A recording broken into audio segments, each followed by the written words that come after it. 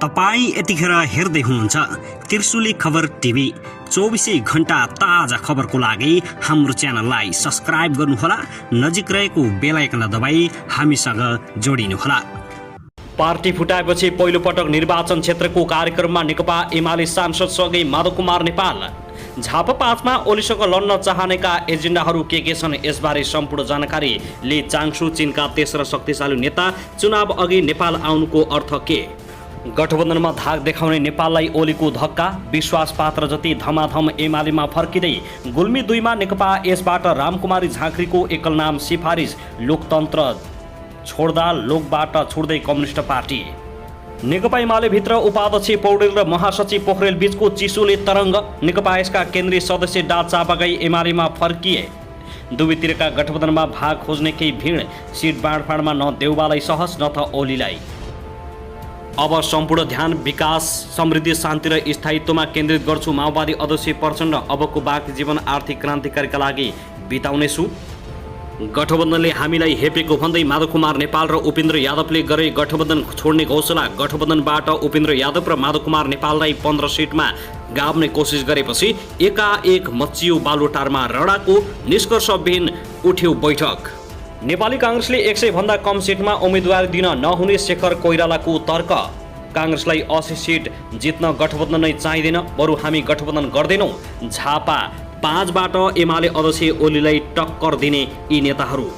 र सत्तारूढ गठबन्धनमा सिटको बाँडफाँडाले टक्राउ देखिएपछि एकाएक एमालेमा फर्किनेहरूको लर्को, एकीकृत समाजवादीमा निकै ठुलो पहिरो।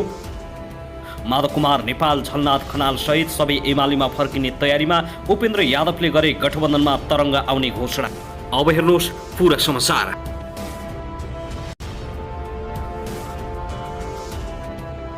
दर्शक महानुभाव नमस्कार, तपाईलाई हार्दिक स्वागत छ हाम्रो च्यानल त्रिशुली खबर टिभीमा।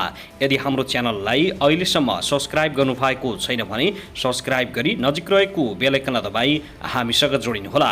दर्शक महानुभाव, फेरि पनि तपाईहरुमाझ हामी निकै महत्त्वपूर्ण अपडेटका साथ उपस्थित भइसकेका छौं। यो भिडियोलाई अन्तिमसम्म हेरी हामी साथ दिनुहोला।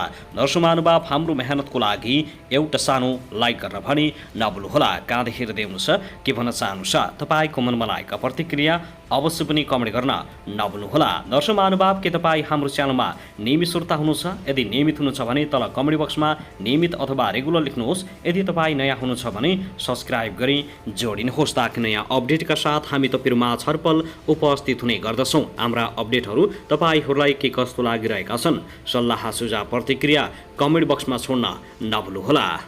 दर्शक महानुभाव, आउनुहोस् अब पहिलो खबरतर्फ लागौँ। राष्ट्रपति विद्यादेवी भण्डारीले नागरिकता विधेयक प्रमाणीकरणमा ढिला गरेको भन्दै नेपाली काङ्ग्रेसको भातृ सङ्गठन नेपाल विद्यार्थी सङ्घले विरोध प्रदर्शन गरेको छ। दुवै सदनबाट अनुमोदन भएको विधेयक संविधानको व्यवस्था बमोजिम प्रमाणीकरण गर्नुपर्नेमा राष्ट्रपतिले राजनीतिक आधारमा प्रमाणीकरण गर्न ढिलाइ गरिरहेको भन्दै नेवी सङ्घले आज आइतबार बिहानै पुतला जलाएको छ। नेवी सङ्घका नेता कार्यकर्ताले त्रिचन्द्र क्याम्पस अगाडि राष्ट्रपति भण्डारीको पुतला जलाएका हुन्। विद्यार्थीले पुतला जलाउँदै चर्को नाराबाजी समेत गरेका थिए। प्रहरीले बल प्रयोग गरेर प्रदर्शनकारीलाई तितर-बितर पार्ने क्रममा प्रहरीमाथि ढुङ्गामुढा समेत भएको छ। उनीहरूले छिटोभन्दा छिटो विधेयक प्रमाणीकरण गर्न माग गरेका छन्। दर्शक महानुभाव, त्यसैगरी अध्यागमन विभागले बलात्कारको आरोप लागेका क्रिकेट खेलाडी सन्दीप लामिछानेलाई कालो सूचीमा राखेको छ। काठमाडौँ जिल्ला अदालतले लामिछानेलाई पक्राउ गर्न अनुमति दिएसँगै विभागले उनको नाम कालो सूचीमा राखेको हो। लामिछाने केन्याबाट क्यारिबियन प्रिमियर लिग CPL खेल्न उनी वेस्ट इन्डिज पुगेका थिए। वेस्ट इन्डिजमा रहेको बेला उनी विरुद्ध बलात्कारको उजुरी परेको छ। 17 वर्षीय नाबालिगमाथि बलात्कार गरेको आरोप लागेका उनलाई नेपाल आउन साथ पक्राउ गर्ने गरी कालो सूचीमा राखिएको हो। सन्दीप तिरुवन अन्तर्राष्ट्रिय विमानस्थलबाट आउन सक्ने सम्भावना रहेको कारणले उनलाई पक्राउ गर्नको लागि सुरक्षाकर्मीहरू तयारी अवस्थामा रहेका छन्। लामिछानेले आफूले गत शुक्रबार फेसबुक मार्फत आफूले CPL छाडेर केही दिनमै नेपाल आउने बताएका छन्। उनले आफूमाथि लागेको आरोपको सामना गर्ने र निर्दोष भएको बताएका छन्, तर नेपाल कहिले आइपुग्छन् भन्ने अहिलेसम्म टुङ्गो लागेको छैन। राष्ट्रिय टिमका कप्तान समेत रहेका लामिछानेलाई नेपाल क्रिकेट सङ्घ क्यानले कप्तानबाट नै निलम्बन गरिसकेको छ। दर्शक महानुभाव, त्यसगरी भर्खरै मात्रै प्राप्त समाचार अनुसार अग्निप्रसाद सापकोटाको निमन्त्रणमा जनवादी गणतन्त्र चीनको जनकाङ्ग्रेस स्थायी समितिका अध्यक्ष ली जान्सुले भोलि सोमबारदेखि नेपालको औपचारिक भ्रमण गर्ने भएका छन्।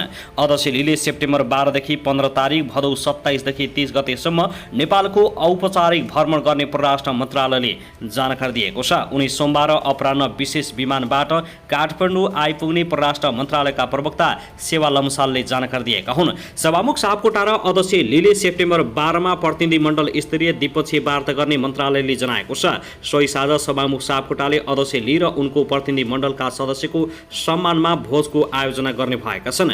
नेपालमा रहँदा अध्यक्ष लीले राष्ट्रपति विद्यादेवी भण्डारीसँग सेप्टेम्बर 14 मा र प्रधानमन्त्री शेरबहादुर देउवासँग सेप्टेम्बर 13 मा शिष्टाचार भेटवार्ता गर्ने कार्यक्रम रहेको परराष्ट्र मन्त्रालयले जानकारी दिएको छ। त्यसैगरी सोही दिन उनले राष्ट्रिय सभाका अध्यक्ष गणेश प्रसाद तिमिल सेनासँग पनि भेटवार्ता गर्नेछन् भने परराष्ट्र मन्त्री डा नारायण खड्काले पनि उनीसँग शिष्टाचार भेटवार्ता गर्ने कार्यक्रम तय भएको छ। त्यस्तै पूर्व प्रधानमन्त्री तथा नेकपा एमाले अध्यक्ष केपी शर्मा ओली र पूर्व प्रधानमन्त्री एवं नेकपा माओवादी अध्यक्ष पुष्पकमल दाहाल प्रचण्डसँग पनि उनको छुट्टा छुट्टै भेटवार्ता गर्ने कार्यक्रम तय भएको छ। अध्यक्ष ली यही भदौ 30 गते बिहीबार बिहान विशेष विमानबाटै स्वदेश फर्किनेछन्।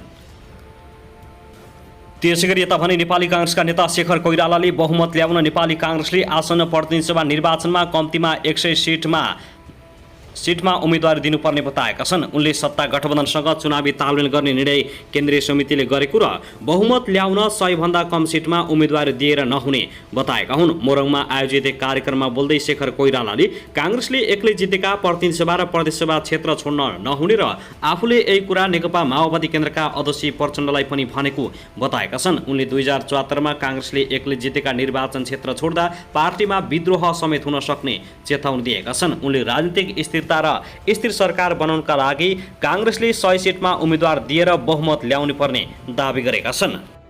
साथै शेखर कोइरालाले 70-80 सिटको लागि काङ्ग्रेसले कसैसँग गठबन्धन नगर्ने पनि बताएका छन्। सत्ता गठबन्धनमा सिट बाँडफाँडमा पेचिलो बन्दै गइरहेको बेलामा मोरङमा आयोजित कार्यक्रमलाई सम्बोधन गर्दै उनले 100 सिटभन्दा तल लिए पार्टीमा विद्रोह हुने चेतावनी दिएका छन्। उनले भने गठबन्धनबाट चुनावमा जाने पार्टीको निर्णय भएपछि हामीले 100 सिटभन्दा कममा उम्मेदवारी दिन मिल्दैन। हाम्रो सभापतिजी सहितका नेताहरू सिट बाँडफाँडको काममा जुटिराख्नु भएको छ। हामीलाई 70-80 सिट चाहिँदैन। दर्शक महानुभाव, त्यसगरी अघिल्लो वर्ष साउनमा पार्टी विभाजन गरेर एकीकृत समाजवादी खोलेपछि माधव कुमार नेपाल एमाले सांसदसँग पहिलोपटक एकै मञ्चमा देखिएका छन्। एमाले अध्यक्ष केपी शर्मा ओलीसँग पानी बारबार गरिएका समाजवादी अध्यक्ष नेपाल 2074 निर्वाचित काठमाडौँ क्षेत्र नम्बर 2 को एक कार्यक्रममा सँगै देखिएका हुन्। उनी तत्कालीन प्रधानमन्त्री ओलीको कार्यकालमा 165वटै निर्वाचन क्षेत्रमा लागू हुने गरी सुरु गरिएको निर्वाचन क्षेत्र रणनीतिक सडक शिलान्यासका क्रममा एमालेका प्रदेश सांसद मणिराम फुयालसँगै एकै मञ्चमा देखिएका हुन्। आइतबार काठमाडौँ निर्वाचन क्षेत्र नम्बर 2 को साखु बज्रयोगिनी घुमारी चोक लप्से चौकी भन्ज्याङ हुँदै कुण्डेश्वर सडक निर्माणका क्रममा शङ्खरापुरमा सहभागी भएका थिए। एमालेका प्रदेश सांसद फुयाल 2074 को निर्वाचनमा काठमाडौँ 2 खबाट निर्वाचित भएका थिए। अध्यक्ष नेपाल यसअघि पार्टी फुटाएपछि एमाले सांसद फुयालसँगै कहिले एकै सार्वजनिक मञ्चमा देखिएका थिएनन्। अध्यक्ष नेपाल पार्टी विभाजनपछि एमाले सांसदसँगै आफ्नो निर्वाचन क्षेत्र पहिलोपटक सार्वजनिक कार्यक्रममा सहभागी भएका हुन्। यसअघि नेपाल विवाह, व्रतबन्ध र मान्छे मरेको ठाउँमा सहभागी हुन पुग्थे, तर सार्वजनिक कार्यक्रममा दुवै दलका सांसद एकै ठाउँमा देखिएपछि कार्यकर्ता उत्साहित भएका छन्। शङ्खरापुरका स्थानीयवासी तीर्थ नेउपानेका अनुसार उक्त कार्यक्रममा नेकपा एमाले र समाजवादीका कार्यकर्ता एकै ठाउँमा जुटेका छन्। एमाले विभाजित हुँदा पनि माधव नेपालको यो क्षेत्रमा ठूलो क्षति पुगेको थिएन। समाजवादीमा लागेका केही नेता कार्यकर्ता पनि एमालेमा फर्किएका थिए। अध्यक्ष नेपाल आगामी मङ्सिरको निर्वाचनमा काठमाडौँ 2 छोडेर रौतहट जाने भएका छन्। दर्शक महानुभाव, त्यसगरी सत्ता गठबन्धनमा पार्टीको हैसियतभन्दा धेरै सिट दाबी गरिरहेका नेकपा एकीकृत समाजवादीका अध्यक्ष माधव कुमार नेपाललाई यति बेला पार्टीमा रहेका आफ्ना विश्वास पात्रहरूलाई थमाएर राख्न गाह्रो परिरहेको छ। उनी बढी अहङ्कारवादी बन्दै भन्दै गएको भन्दै धमाधम उनका विश्वास पात्रहरू एमालेमा फर्किरहेका छन्। यसले नेकपा एमाले बाहेकका नेता तथा कार्यकर्तालाई एमालेमा फर्काउने एमाले अध्यक्ष केपी शर्मा ओलीको रणनीति सफल हुँदै गइरहेको छ। नेपाललाई एमालेमा फर्कने नदिने ओली रणनीतिले नेकपा यसमा ठूलै धक्का पुर्याउने अनुमान नेता तथा कार्यकर्तालाई गर्न थालेका छन्। आइतबार बिहानै एमाले उपाध्यक्ष विष्णु पौडेलले सामाजिक सञ्जालमा पोस्ट गर्दै लेखेका छन्, डा बालकृष्ण चाबगाई औपचारिक रूपमा आफ्नो मातृ पार्टी नेकपा एमालेमा फर्कनु भएको छ। उज्जवल राजनीतिक भविष्यको कामना सहित हार्दिक स्वागत छ डा बालकृष्ण चाबगाईलाई। पार्टी अध्यक्ष केपी शर्मा ओलीको तस्बिर सेयर गर्दै माधव नेपालका विश्वासपात्र रहेका चाबगाई एमालेमा आएको जानकारी पौडेलले सामाजिक सञ्जाल मार्फत दिएका हुन्। उनी मात्र होइन, स्थापनाको 1 वर्ष पूरा भएपछि माधव नेपाल नेतृत्वको नेकपा एकीकृत समाजवादी नेकपा यसले माओवादीसँग एकता गर्ने अनौपचारिक प्रयास थाल्यो। यसलाई पार्टीका नेता तथा कार्यकर्ताहरूले सहज रूपमा लिन सकेनन् र दोस्रो विकल्पका रूपमा पुरानो माओ पार्टी एमाले नै रोज्न थाले र यो क्रम निरन्तर बढिरहेको छ। एमालेबाट छुटिएर 1 वर्ष अघि पार्टी गठन गरेका नेपालले नयाँ पार्टी बनाउनु पर्नेमा नेता कार्यकर्तालाई माओवादीमा मिलाउन लागेपछि एमालेमै फर्किन उनीहरू बाध्य भएको देखिन्छ। जब माओवादीसँग पार्टी एकीकरण कुरा आयो, देशव्यापी रूपमै कार्यकर्ताहरू असन्तुष्ट रहेका छन्, नेकपा यसका एक नेताले जानकारी दिएका छन्। मङ्सिर 4 गते संघीय संसदको निर्वाचनमा देशव्यापी रूपमा उम्मेद्वार उठाउनु पर्ने माग गरिरहेका नेता कार्यकर्ताहरूले गठबन्धन दलबाट कम सिट पाउने र धेरै सिटमा अन्य दललाई सघाउनु पर्ने अवस्था आएपछि यसभित्र असन्तुष्टि बढेको छ। त्यसैगरी सत्ता गठबन्धनको शीर्ष नेताहरूको बैठक निष्कर्षविहीन बनेको छ। सिट बाँडफाँडका लागि बसेको गठबन्धनको बैठक निष्कर्षविहीन टुङ्गिएको हो।